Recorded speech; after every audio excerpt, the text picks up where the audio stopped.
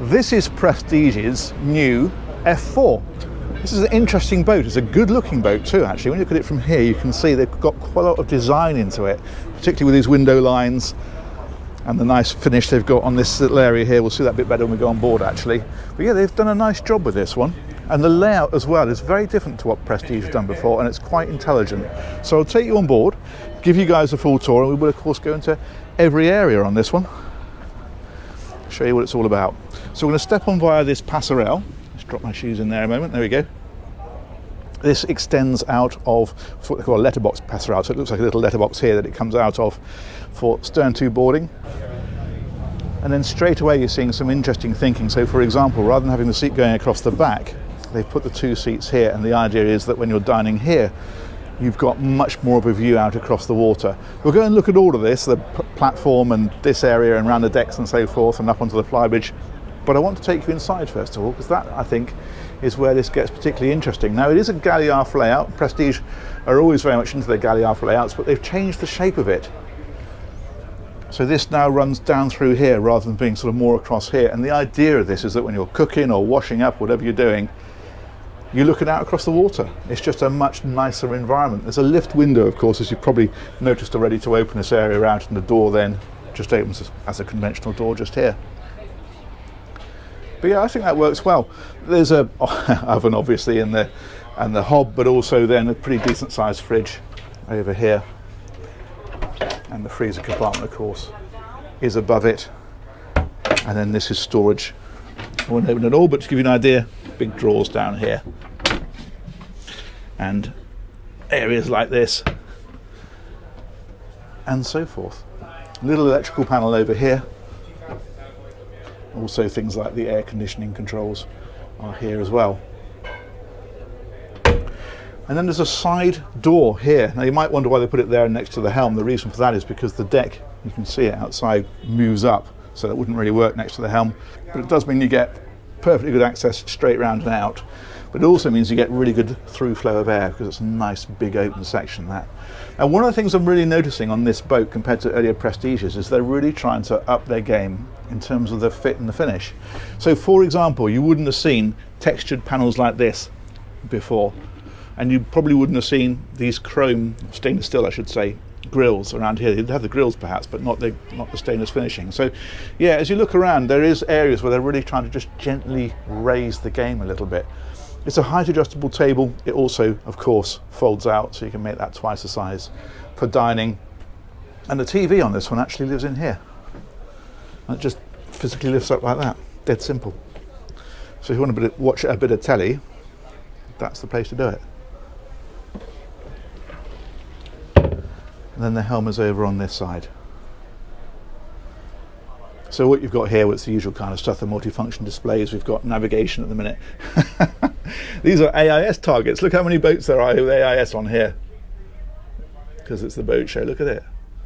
So these are all boats with AIS transmitters on them. What else have we got? We have got autopilot here.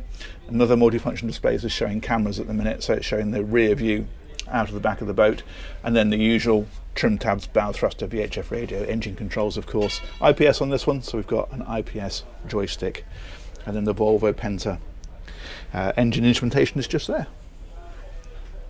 But that's rather smart, isn't it? Now this, I think, is where it gets really interesting, because on this size of boat, almost always you will find that there is a full beam owner's cabin, but not on this one. On this one, they've moved the owner's cabin into the bow, and there's a very good reason for this, which I'll come to. But we'll take a look at this first. But this is still a very decent size, of course, because it's the bow. The walls come in a little bit compared to when you have it further aft, and of course they go straight. Does that matter? Not really. You can still walk right under bed perfectly well, still make the bed, still get into bed.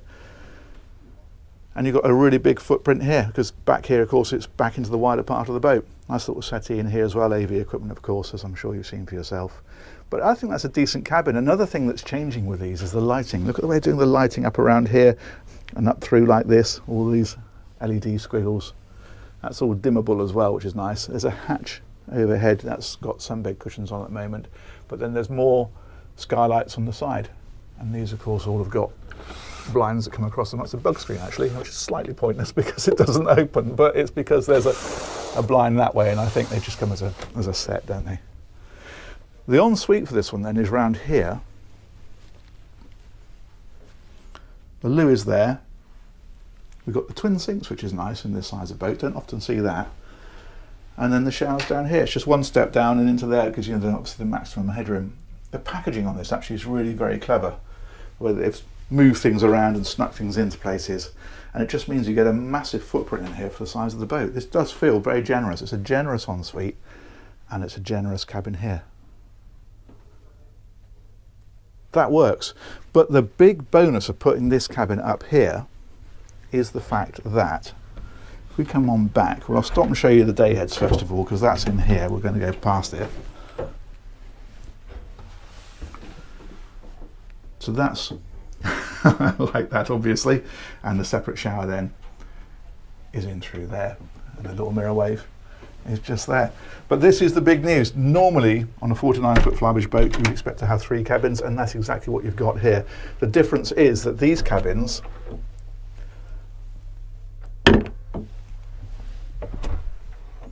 do not have bunks.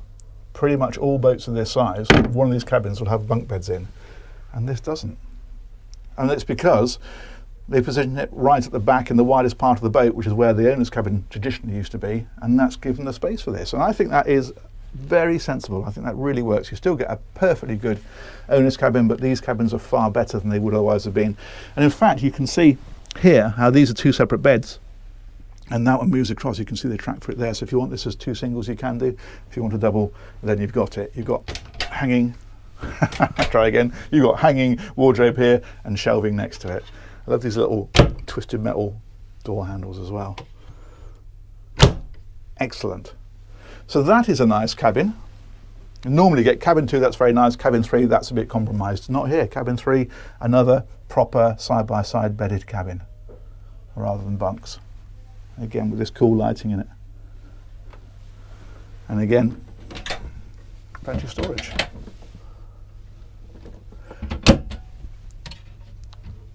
It's going to be very interesting to see whether other manufacturers follow that, because Prestige were one of the first to put the full beam cabin in. Everybody followed that, the master cabin, and this is, as I say, one of the first to have the master cabin forward. There's bits of storage around the place, so kind of overflow space really, isn't it? Housekeeping stuff and whatever else you want to keep in here. And the other thing that we have here is the washing machine. Fantastic. And there's actually a pretty good degree of separation as well. These cabins are well back here. Owner's cabin is well forward. They're very, very separate. And of course, the last thing about putting the owner's cabin forward is you've got to bear in mind that the engines and the engineering space generally is back behind that bulkhead. So again, it's putting you a long way from things like the generator noise. I like the lighting they've put into places like this.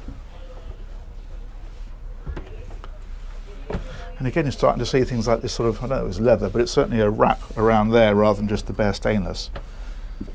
They are definitely upping the ambience. Let's go and have a wander around the deck. We'll look at the Flybridge and we will take you into the engineering spaces as well. Let's come right aft and go all the way around. These buttons here, one is for a high-low bathing platform and the other one is for the table. So that table there will come down and infill that to make that into a sunbathing space if you want it.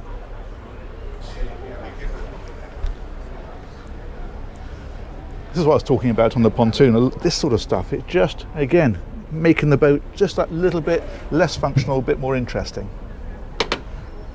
There's that side door. You've got lighting in around here as well, that's nice. And a rail along here, which is a good idea. And this takes us then, of course, up to the bow, where we have a cabana over the sunbeds. Now, of course, this all drops flat so that when you're at the helm, you can see past it. That's quite useful. So this all drops flat to here, and you can see how these backrests, you can just release that and drop those flat as well. Right round to the front then, anchor winch, and the anchor on the stem head roller there. And thusly. And that's how she looks from here. Let's come all the way around. You don't often see coach roof handrails anymore. Used to be all the time you'd have those, but they're not something you really see. That's what I mean about these rails. This is nice. As you come back here, you've got this one to hold on to, as well as, of course, the rail on the outside. So that's nice. There we go. These little chaps down here are fuel fillers and water fillers and so forth, like so. There we go. Let's come right on around. I think I'll take you down and show you the bathing platform. There's a bit of storage down there as well. So this is a high-low platform. It lowers down into the water, and as it goes down into the water, these form steps. So you literally can walk down here and then carry on down the steps into the water, which is lovely. And then down here, this is just a bit of a storage area, quite a shallow one, because there is an area behind this, which I'll show you in a second. That opens like that. There we go. This really is a ship called Dignity, isn't it? And then this one is for your shore power to go into, but also there's a dockside connection for water, which is, I think, that one there. Yes, there we go. That means that if you have the facility on a marina, you can plug fresh water straight into there, and it pressurizes the whole boat. It doesn't use the water tank, it just gives you straight pressurized water from the shore, which is nice. There we go. Put that one away, and that, as we mentioned earlier, is where the passerelle disappears into. Actually, having said that was the buttons over there, I think that's the buttons for the platform. Moving on. And there's this little gate here, of course, that comes across. Now, another thing to show you in this area, this is an option. It does technically have a crew cabin, but I have to say it's really just a bit of an overflow space because it's quite tight. It is, as I say, it's a sub 50-foot boat. You're not going to have a crew on here. This is just to give you a bit of extra capacity, and in fact this is an option. Standard is just a storage area down here. A lot of people spec this only because they'll end up using it as a storage area, as indeed we are doing on this boat. However, you've still then got it to use as sleeping for the very odd occasion you might want to need it. But most of the time, yeah, it's a storage space, isn't it, really? And but there is a little loo down here, which I'm sat on, and there's a little sink as well. But yeah, daughter's boyfriend, an unruly teenager, probably not a crew. It's just not that sort of boat. It's an owner-operator, this one. There we go. Let's close that one back down. And then finally we need to talk about engines, and they're under the floor here.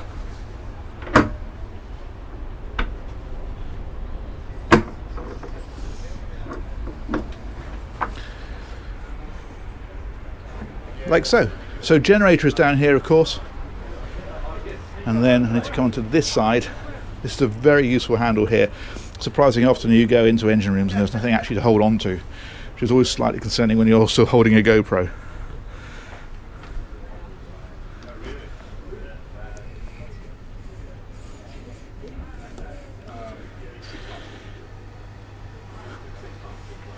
There we go. And we've got a pair of Volvo Penta IPS 650s in here, 480 horsepower if I remember rightly, and they're given the speeds of up to around high 20s pushing towards 30 knots, somewhere up around that zone. 29-30 should be achievable, so cruising at 20 knots very comfortably indeed. That's the crucial figure. Range, it's about a couple hundred miles I think from memory. That's at planing speeds. As ever, if you drop the speed right back to displacement, you'll get a lot further. We've got air conditioning in here. This one's also got a water maker, which is tucked away down the back, another option that this owner's specified. And there's also the generator as mentioned, but below that is a Seakeeper stabilizer. So they've packed it in, but what's nice is there's a decent bit of height in here, so you can get around these engines fairly well. But as ever, the more space you give to engines, the less space you give to accommodation, and most people prioritise the accommodation, so they keep this pretty compact. But it's workable, it's usable, you can get in here for servicing and that kind of thing. And quite nicely lit as well.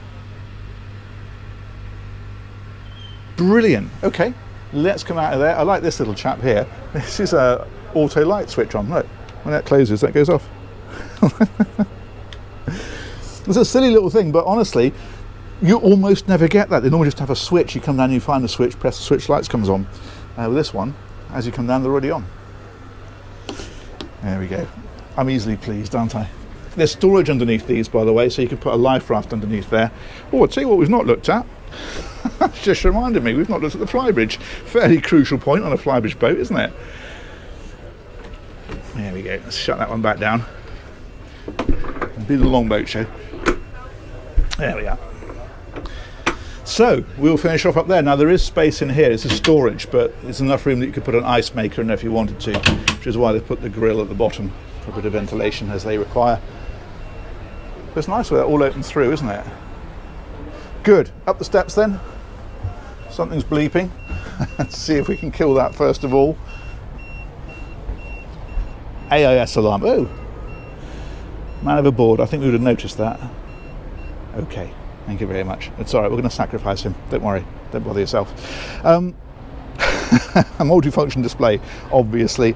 Volvo engine instrumentation. The autopilot is repeated up here, of course, and then the usual engine instrumentation and the joystick and the bow thruster. And then the steering is here. Nice seat. This helm seat's really lovely, the way it wraps around. And this is quite interesting because you've got this forward-facing seating here, but there is a section that will pull out from underneath here, like so, and then that cushion there drops in, and that creates a nice sunbathing area or day bed. And what's great is it's right next to the helm, so it's a really great place to lie out when a boat's underway, chat to whoever's at the helm. That's nice. I say particularly nice being as it is an owner-operator size of boat. This one's got the bimini on top, which has got a rather nice lighting bar in it, which I quite like. You can have a hard top, so more like the one next door if you prefer. This owner opted for this. Other things up here is the wet bar, thusly, and there's a fridge underneath that one as well, and then a really nice seating area around the back around this table. Of course you can put director's chairs around here as well if you wish to, and that table will fold in half if you don't want quite so much of it. And finally radar, the TV aerial, nav light, antenna, etc., all in a little mast at the back. And there's also storage underneath here, so canopies or maybe a life raft if you wanted to have it up here instead and use that area downstairs for something else. You can all tuck away underneath there. And this drops, so you can bring that down, close that off if you want to. Oh, hello. We have an announcement in Spanish, so I can't see what they're saying, but probably the show is about to open because the show's about to open. It makes sense, wouldn't it? Let's head up to the bow to finish off. I like that rail. You don't often see that. Opening window here as well, that's nice. Does feel quite a practical boat actually. And there we are, a slightly grey day in Palma, in Mallorca. Hopefully it'll brighten up. So that is the new Prestige F4. Massive thanks to Ancaster who organised that tour. I'll put a link to those guys in the description. Massive thanks of course to you for watching it. Interested to hear your thoughts on that one, and we will catch you on one of these real soon. Take care. Bye bye.